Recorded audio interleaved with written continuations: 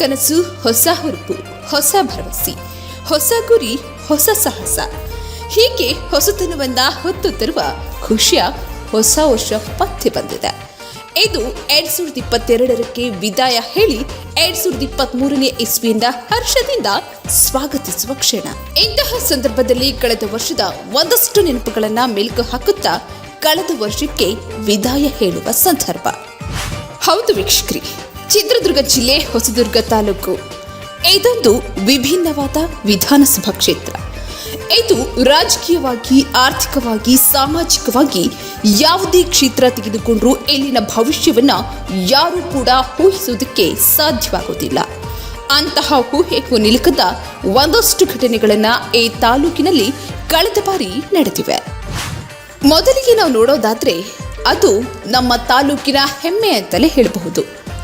ವಾಣಿವಿಲಾಸ ಸಾಗರ ಕಳೆದ 88 ವರ್ಷಗಳ ನಂತರ ಮೈತುಂಬಿ ಕಂಗೊಳಿಸಿದ ದೃಶ್ಯ. ಇದು ಅತಿ ಹೆಚ್ಚು ಸಾರ್ವಜನಿಕರು ಈ ಸ್ಥಳಕ್ಕೆ ಆಗಮಿಸುವ ಮೂಲಕ ಈ ನೀರಿನ ನರ್ತನವನ್ನ ನೋಡಿ ಸಂಭ್ರಮಿಸಿದ ಕ್ಷಣ. ಮತ್ತೊಂದು ಇತಿಹಾಸ ಪುಟಕ್ಕೆ ಸೇರುವಂತಹ ಸುದ್ದಿ ಅಂದ್ರೆ ಅದು ಎಷ್ಟು ದಿನಗಳ ಕಾಲ ವಾಣಿವಿಲಾಸ ಸಾಗರ ಹಿರಿಯೂರು ತಾಲೂಕಿನಲ್ಲಿ ಬರುತ್ತದೆ ಅನ್ನೋ ಮಾಹಿತಿ ಇತ್ತು. ಆದರೆ ಹೊಸದುರ್ಗ ತಾಲೂಕಿನ ಶಾಸಕರಾದ ಗೂಳಿಹಟ್ಟಿ ಡಿ ಶೇಖರ್ ಅವರು ಇದು ಹೊಸದುರ್ಗ ತಾಲೂಕಿನ ವ್ಯಾಪ್ತಿಗೆ ಸೇರಲಾಗ್ತದೆ, ಹಾಗಾಗಿ ಈ ಒಂದು ಸ್ಥಳವನ್ನ ಸರ್ವೆ ಮಾಡುವ ಮೂಲಕ ಪರಿಶೀಲಿಸಬೇಕೆಂದು ಸಚಿವರಿಗೆ ಪತ್ರ ಬರೆದಿದ್ರು. ಆ ಬೆನ್ನಲ್ಲೇ ವಾಣಿವಿಲಾಸ ಸಾಗರದ ಡ್ಯಾಮ್ ಅನ್ನ ಸದ್ಯ ಸರ್ವೆ ನಡೆಸಲಾಗ್ತದೆ. ಮತ್ತೊಂದು ಖುಷಿಯ ವಿಚಾರ ಅಂದ್ರೆ ಅದು ವಾಣಿವಿಲಾಸ ಸಾಗರದ ಡ್ಯಾಂನ ಸುತ್ತಮುತ್ತಲಿನ ಹೋಬಳಿಗಳಾದ ಮಾಡದಿಕೆರೆ, ಮತ್ತೋಡು, ಶ್ರೀರಾಂಪುರ ವ್ಯಾಪ್ತಿಯ ಗ್ರಾಮಗಳಿಗಾಗಿ ವಾಣಿವಿಲಾಸ ಸಾಗರದ ಹಿನ್ನೀರಿನಲ್ಲಿ ನಿರ್ಮಾಣವಾಗಲು ಮುಂದಾಗಿರೋ ರಾಜ್ಯದ ಅತ್ಯಂತ ಉದ್ದ ಮತ್ತು ಆಳವಾದ ಸೇತುವೆಗೆ ಮುಂದಾಗುವ ಮೂಲಕ ನೂರಾರು ವರ್ಷಗಳ ಕನಸಿಗೆ ಶಾಸಕರು ಅಸ್ತು ಅನ್ನೋ ಸಂದರ್ಭ ಆ ಭಾಗದ ಜನರಿಗೆ ಎಂದೂ ಮರೆಯಲಾಗದ ಸುದಿನವಾಗಿತ್ತು. ಸಾರ್ಥಕ 50 ವರ್ಷಗಳ ಸೇವೆಯಲ್ಲಿ ನ್ಯಾಯಾಲಯದ ಸುವರ್ಣ ಮಹೋತ್ಸವದ ಸಂಭ್ರಮಾಚರಣೆ ಮಾಡಿದ್ದು. ಈ ಸಂದರ್ಭದಲ್ಲಿ ರಾಜ್ಯದ ಮುಖ್ಯಮಂತ್ರಿಗಳಾದ ಬಸವರಾಜ ಬೊಮ್ಮಾಯಿಯವರು ತಾಲೂಕಿಗೆ ಆಗಮಿಸುವ ಮೂಲಕ ಸುದೀರ್ಘ ಸೇವೆ ಸಲ್ಲಿಸಿದ ನ್ಯಾಯಾಧೀಶರುಗಳು ಮತ್ತು ವಕೀಲರುಗಳಿಗೆ ಗೌರವ ಸಲ್ಲಿಸಿ ಈ ತಾಲೂಕಿನ ಕಾನೂನು ವ್ಯವಸ್ಥೆ ಬಗ್ಗೆ ಮೆಚ್ಚುಗೆ ಮಾತನಾಡಿದ್ದು ನಮ್ಮ ತಾಲೂಕಿನ ಹೆಮ್ಮೆಯ ವಿಚಾರ. ಈ ಬಾರಿ ಕೃಷಿ ಇಲಾಖೆಗೆ 10 ಕೋಟಿ ಅನುದಾನ ಬಿಡುಗಡೆಯಾಗಿತ್ತು. ಸಿರಿಧಾನ್ಯಗಳ ಕಣಜ ಎಂದೇ ಖ್ಯಾತಿ ಪಡೆದಿರೋ ಹೊಸದುರ್ಗ ಈ ಬಾರಿಯೂ ಕೂಡ ಸಿರಿಧಾನ್ಯಗಳಲ್ಲಿ ಮೇಲುಗೈ ಸಾಧಿಸುವ ಮೂಲಕ ತಾಲೂಕಿನ ರೈತರು ಸಂತೃಪ್ತರಾಗಿದ್ದಾರೆ. ಆರೋಗ್ಯಕ್ಕೆ ಅತಿ ಹೆಚ್ಚು ಉಪಯುಕ್ತಕಾರಿಯಾದ ಆಹಾರ ಧಾನ್ಯಗಳನ್ನು ನಮ್ಮ ತಾಲೂಕಿನಲ್ಲಿ ಬೆಳೆಯಲಾಗ್ತಿದೆ ಎಂಬುದೇ ನಮ್ಮ ಹೆಮ್ಮೆಯ ವಿಚಾರ. ಇದೆಲ್ಲದರ ಮಧ್ಯೆ ತಾಲೂಕಿನಲ್ಲಿ ಮತ್ತೊಂದು ಕಪ್ಪು ಚುಕ್ಕೆ ಅಂದ್ರೆ ಅದು ಈ ತಾಲೂಕಿನಲ್ಲಿ 2 ವೃದ್ಧರ ಕೊಲೆಯಾಗಿತ್ತು. ಅದು ಹಾಡು ಹಗಲೇ ಶಾಂತಿಯುತವಾದ ಹೊಸದುರ್ಗ ನಗರದಲ್ಲಿ ಹಿಂದೆಂದೂ ನಡೆಯದ ಘಟನೆ ಈ ತಾಲೂಕಿನಲ್ಲಿ ನಡೆದಿದ್ದು ಇಡೀ ತಾಲೂಕಿನ ಜನತೆಯ ನಿದ್ದೆಗೆಡಿಸಿತ್ತು. ಜೊತೆಗೆ ಇಡೀ ತಾಲೂಕಿನ ಜನತೆ ಒಂದಷ್ಟು ದಿನಗಳ ಕಾಲ ಈ ಘಟನೆ ನಡೆದ ನಂತರ ಇಡೀ ತಾಲೂಕಿನಲ್ಲಿ ಮೌನವೇ ಆವರಿಸಿತ್ತು. ಮತ್ತೊಂದು ದುಃಖಕರ ಸಂಗತಿ ಅಂದ್ರೆ ಅದು ವಾಣಿವಿಲಾಸ ಸಾಗರ ತುಂಬಿದ್ದು ಇಡೀ ಜಿಲ್ಲೆಗೆ ಖುಷಿ ಮತ್ತು ಹೆಮ್ಮೆಯ ವಿಚಾರ. ಆದ್ರೆ ಇದೇ ನೀರಿನಿಂದ ಸಾವಿರಾರು ರೈತರ ಬದುಕು ಮೋರಾಬಟ್ಟೆಯಾಗಿದ್ದು ಅತ್ಯಂತ ದುಃಖಕರ ಸಂಗತಿ. ಇಡೀ ವರ್ಷದ ಬೆಳೆ ಜೊತೆಗೆ ತೋಟಗಾರಿಕೆ ಬೆಳೆ, ಈ ಎಲ್ಲ ಬೆಳೆಗಳು ಜಲಾವೃತ ಆಗುವ ಮೂಲಕ ಅನ್ನದಾತ ಸಂಕಷ್ಟಕ್ಕೆ ಸಿಲುಕಿಕೊಂಡ. ಅದು ಈ ನಮ್ಮ ರೈತನಿಗೆ ಗಾಯದ ಮೇಲೆ ಬರಬಿದ್ದಂತಾಯಿತು. ತಾಲೂಕಿನಲ್ಲಿ ಮತ್ತೊಂದು ದುಃಖಕರ ಸಂಗತಿ ಅಂದ್ರೆ ಅದು ಅಪರಾಧ ಪ್ರಕರಣಗಳು ಪೊಲೀಸ್ ಠಾಣೆಯಲ್ಲಿ ದಾಖಲಾಗಿತ್ತು. ಮನೆ ಕಳ್ಳತನ ಅನ್ನೋದು ಮಾತ್ರ ತಾಲೂಕಿನ ಜನತೆಯನ್ನ ಭಯದ ವಾತಾವರಣದಲ್ಲಿ ಬದುಕುವಂತಹ ಪರಿಸ್ಥಿತಿ ಎಂದಿಗೂ ನಿರ್ಮಾಣ ಮಾಡಿದೆ. ಅಷ್ಟರ ಮಟ್ಟಿಗೆ ತಾಲೂಕಿನ ಹಲವೆಡೆ ಸಾಲು ಸಾಲು ಮನೆ ಕಳ್ಳತನ ಪ್ರಕರಣಗಳು ದಾಖಲಾಗಿತ್ತು.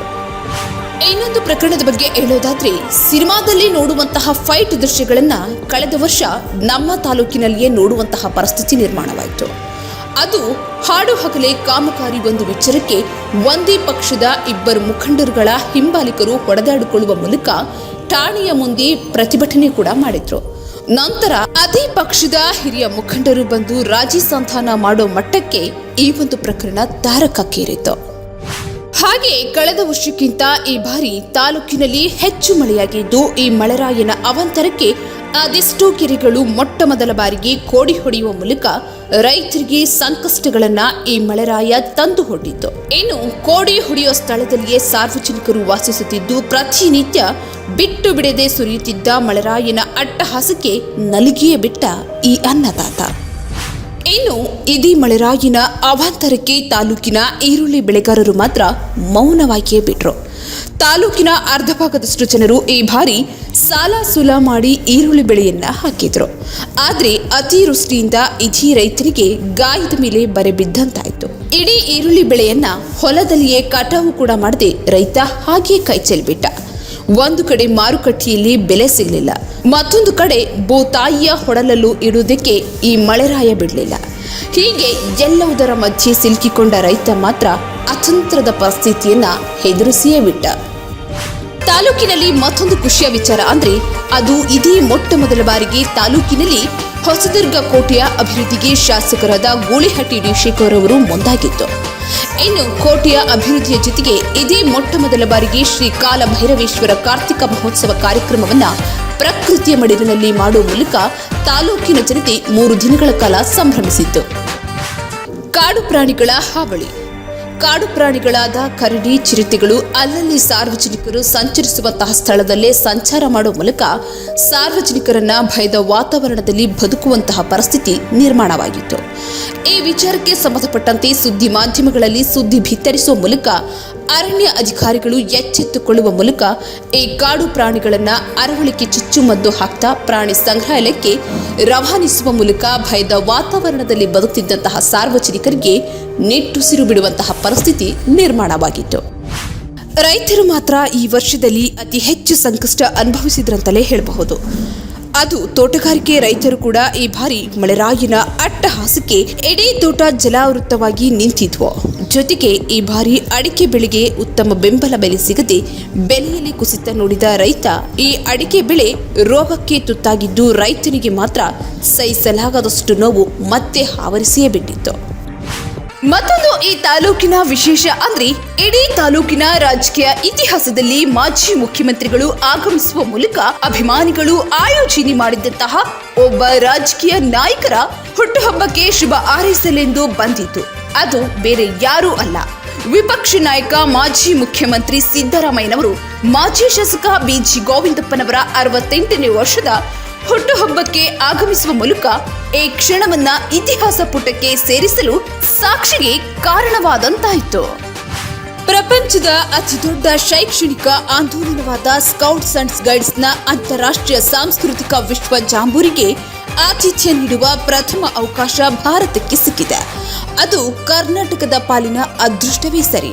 ಇನ್ನು ಕರ್ನಾಟಕಕ್ಕೆ ಇದು ಮೊಟ್ಟ ಮೊದಲ ಬಾರಿಗೆ ಆ ಅವಕಾಶ ಸಿಕ್ಕಿದ್ದು, ಈ ಅವಕಾಶವನ್ನ ಮುಡಿಗೇರಿಸಿಕೊಂಡಿದ್ದು ಮೂಡುಬಿದ್ರೆಯ ಆಳ್ವ ಶಿಕ್ಷಣ ಸಂಸ್ಥೆ.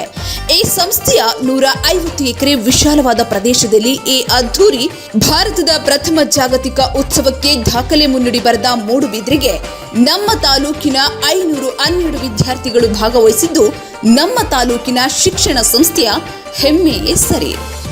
ಹೊಸದುರ್ಗದ ಗೌರವಾನ್ವಿತ ಪುರಸಭಾ ಹೆಲ್ತ್ ಇನ್ಸ್ಪೆಕ್ಟರ್ ಆಗಿ ಕಾರ್ಯನಿರ್ವಹಿಸಿದಂತಹ ಕಲೀಂ ಉಲ್ಲಾ ಅವರು ಹೃದಯಾಘಾತದಿಂದ ಭಾರತ ಲೋಕಕ್ಕೆ ಪಯಣ ಬೆಳೆಸಿದ್ರು. ಇನ್ನು ಇವರ ಸೇವೆ ಇಡೀ ತಾಲೂಕಿನ ಜನತೆ ಸ್ಮರಿಸುವಂತಾಗಿತ್ತು. ಅಧಿಕಾರಿ ಅನ್ನೋ ಅಮ್ಮು ಬಿಮ್ಮು ಇಲ್ಲದೆ ಸಾಮಾನ್ಯರ ಜೊತೆ ಸಾಮಾನ್ಯರಂತೆ ಸರ್ಕಾರಿ ಕೆಲಸವನ್ನ ನಿರ್ವಹಿಸುತ್ತಿದ್ದು ಮತ್ತೊಬ್ಬರಿಗೆ ಮಾದರಿಯೇ ಆಗಿತ್ತು. ಇನ್ನು ಇವರ ಸೇವೆಯ ಅವಧಿಯಲ್ಲಿ ಸ್ವಚ್ಛ ಸರ್ವೇಕ್ಷಣಾ ಅಭಿಯಾನದ ಅಡಿಯಲ್ಲಿ ಸ್ವಚ್ಛ ಭಾರತ ಎಂಬ ನ್ಯಾಷನಲ್ ಅವಾರ್ಡ್ ನಮ್ಮ ಪಟ್ಟಣಕ್ಕೆ ದೊರೆತಿದ್ದು ನಮ್ಮ ಹೆಮ್ಮೆಯೇ ಸರಿ. ಕಳೆದ 21ನೇ ಇಸ್ವಿಯಲ್ಲಿ ಕೊರೋನಾ ಇರೋ ಕಾರಣ ಸಮುದಾಯಗಳ ಜಯಂತಿ ಅಷ್ಟಾಗಿ ವಿಜೃಂಭಣೆಯಿಂದ ಆಚರಿಸೋದಿಕ್ಕೆ ಆಗಿರಲಿಲ್ಲ.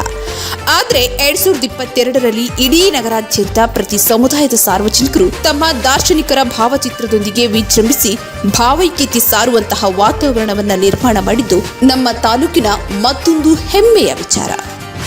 2023ರ ವಿಧಾನಸಭಾ ಚುನಾವಣೆ ಶುರುವಾಗಿದ್ದು ಈಗಾಗಲೇ ತಾಲೂಕಿನಲ್ಲಿ ಶಾಸಕರು, ಮಾಜಿ ಶಾಸಕರು ಮತ್ತು ಪಕ್ಷೇತರ ಅಭ್ಯರ್ಥಿಗಳ ಪಟ್ಟಿಯು ಅಷ್ಟೇ ಜೋರಾಗಿದೆ. ಖನಿಜ ನಿಗಮ ಮಂಡಳಿಯ ಮಾಜಿ ಅಧ್ಯಕ್ಷರು ಮತ್ತು ಪಕ್ಷೇತರ ಅಭ್ಯರ್ಥಿಗಳಾದ ಪಾಂಡುರಂಗ ಗರಗ್, ಟಿ ಮಂಜುನಾಥ್, ಹೆಬ್ಬಳ್ಳಿ ಹೊಂಕರಪ್ಪ, ನವೀನ್ ಕುಮಾರ್ ಯಾದವ್, ಜೆಡಿಎಸ್ ಅಭ್ಯರ್ಥಿ ತಿಪ್ಪೇಸ್ವಾಮಿ ಹೀಗೆ ಹಲವರು ತಮ್ಮ ಚುನಾವಣೆಯ ಭವಿಷ್ಯವನ್ನ ಹೊಸದುರ್ಗ ಕ್ಷೇತ್ರದಲ್ಲಿ ಕಣಕ್ಕಿಳಿಯುವ ಮೂಲಕ ಪರೀಕ್ಷಿಸುವುದಕ್ಕೆ ಈಗಾಗಲೇ ತಂತ್ರಗಳನ್ನ ರೂಪಿಸ್ತಾ ಇದ್ದಾರೆ. ಆದರೆ ಇವರ ಭವಿಷ್ಯ ಮಾತ್ರ ಪ್ರತಿಯೊಬ್ಬ ಮತದಾನ ಕೈಯಲ್ಲಿದ್ದು ಮುಂದಿನ ದಿನಗಳಲ್ಲಿ ಯಾವ ರೀತಿ ಚುನಾವಣೆ ನಡೆಸಲಾಗ್ತಿದೆ ಈ ತಾಲೂಕಿನಲ್ಲಿ ಅನ್ನೋದನ್ನ ಕಾದು ನೋಡೋಣ. ಕಳೆದ ವರ್ಷದತ್ತ ಒಮ್ಮೆ ಹಿಂತಿರುಗಿ ನೋಡಿದ್ದ ನಾವುಗಳು ಅವಲೋಕನ ಮಾಡಿಕೊಳ್ಳುವುದು ಕೂಡ ಮುಖ್ಯ. ಜೊತೆಗೆ ಈ ವರ್ಷ ಹೊಸ ಹೆಜ್ಜೆಯತ್ತ ಸಾಗುವ ಹೊತ್ತು ಕೂಡ ಹೌದು. ಮತ್ತೆ ಅದೇ 365 ದಿನಗಳು ನಮ್ಗಳಿಗಾಗಿ ಸಿಗ್ತಾ ಇದೆ. ಈ ದಿನಗಳನ್ನು ನಾವು ಹೇಗೆ ಬಳಸಿಕೊಳ್ತೀವಿ ಎಂಬುದರ ಮೇಲೆ ನಮ್ಮ ಭವಿಷ್ಯ ಇನ್ನಷ್ಟು ಉಜ್ವಲವಾಗುತ್ತದೆ ಅಂತ ಹೇಳ್ತಾ ಇದಾಗಿತ್ತು ಈ ದಿನ ಸ್ಪೆಷಲ್ ಸ್ಟೋರಿ. ಹೀಗೆ ನಿರಂತರ ಸುದ್ದಿಗಳಿಗಾಗಿ ನೋಡ್ತಾ ಇರಿ ನಿಮ್ಮ ನೆಚ್ಚಿನ ನ್ಯೂಸ್ ಟೈಮ್ಸ್ ಸುದ್ದಿವಾಹಿನಿ.